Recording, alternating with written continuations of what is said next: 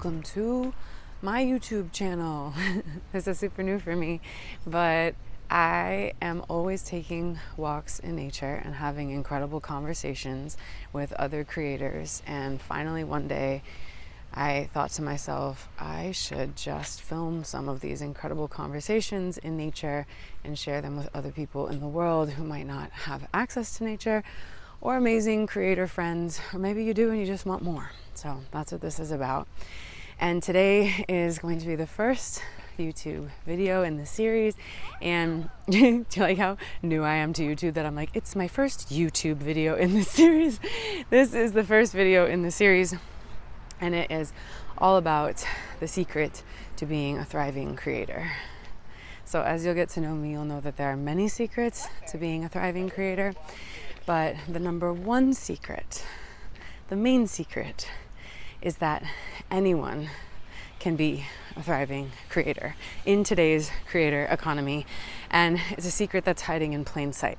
And I want to share it with all of you because it is something that I see a lot of people struggling with, wanting, like being stuck at a job they don't love and secretly being a creator, or people that are making the leap and they're trying to be full-time creators, or even just feel more connected to their creator self while they're working in a corporate job. And over time, I've seen certain people actually be able to make that transition and their life changes.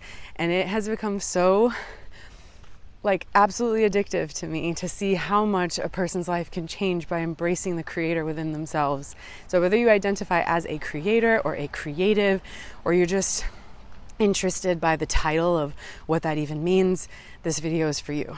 And that main secret that we're going to talk about is how anyone can become a creator in today's creator economy. And the number one answer to that is in 3 parts. So the first part is your authentic self-expression, connecting to your authentic self-expression. Maybe that's something that you've been working on for a long time now. Maybe it's something you do on a daily basis. Maybe it's something that makes you be like, ugh, I don't know about that. Whatever your relationship is currently to your authenticity and your self-expression, that's going to be a huge part number 1 in this process. Part number 2 is going to be your connection to the resources that are required to take care of yourself. So that means your relationship to time, your relationship to money, your relationship to also your own authoritative energy, the energy that you feel like you need in order to draw boundaries, make the right choices for yourself, stand up for yourself, get yourself into good places in life and out of bad, shitty places. And then the third part is having a new mindset around your connection with the idea of purpose.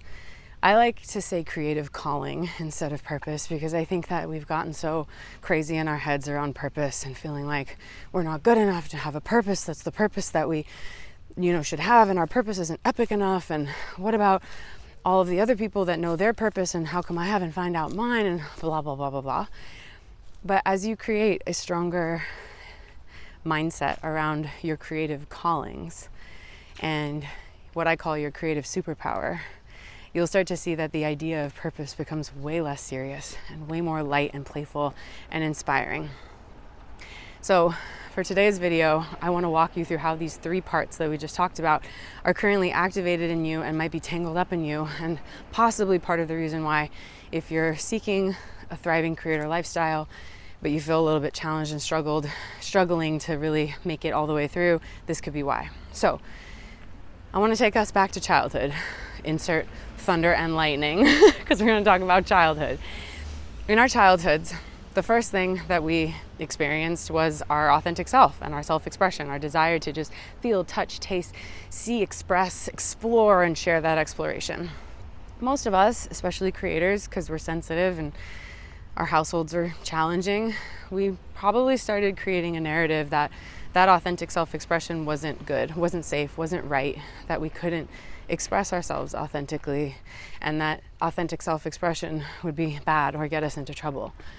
And then what we did was we started to become a little bit fixated on the resources that it takes to take care of ourselves, because if we didn't feel wanted for who we truly are, we started scheming. How can I get out of here? How can I get somewhere better? How can I get somewhere where people see me and understand me? And we became kind of fixated on things like money, things that help us to take care of ourselves, but we also became frustrated. And this is what starts the shame spiral. So we started with the shame that we have about not feeling like our authentic self is okay. That becomes shameful. And then we move into the shame around, I can't take care of myself. I can't get myself out of here. I can't get enough money to go somewhere where the people are good and right and see me and love me and connect to me. And then there's shame around that.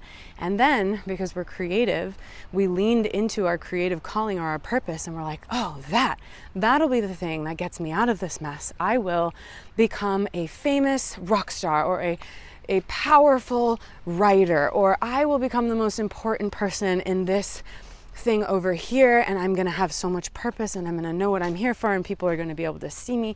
And finally, we go all the way back to the beginning, my authentic self-expression will be loved and validated. So why does all this stuff matter? Because if you are a creator of any kind and you've been taking courses telling you how to make your own business, or how to thrive in the industry that you're in, or any of the things that you're trying to do as a creator, and you're finding that oftentimes you're getting some results but ending up back in the same situation, or feeling really stuck on something that's looping, it's this thing. It's this main thing that I just broke down into 3 parts. So my invitation for you today is to take a look right now at your combination, your unique combination of these things: your authentic self-expression, your connection to your resources, and your mindset about your purpose and your calling.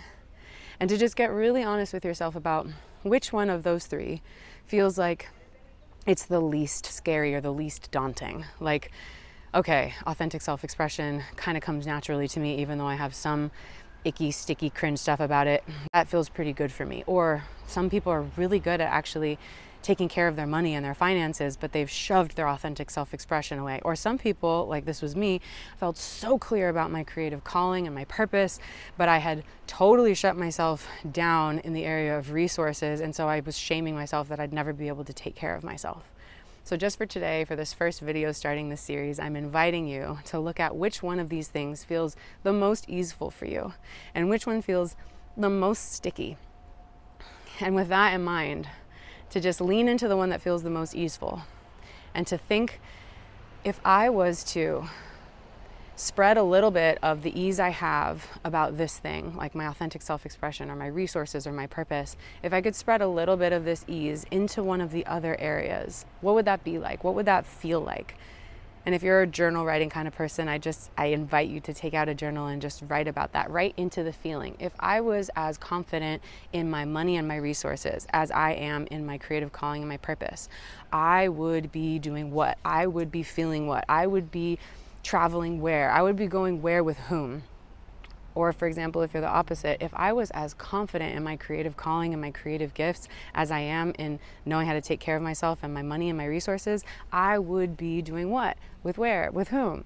And I just want you to feel into that. And as you feel into that, I want you to realize that all of those 3 parts, those 3 areas, those 3 categories can expand. And as they expand, you are going to see that more opportunities and new situations and completely new people are going to be popping into your life.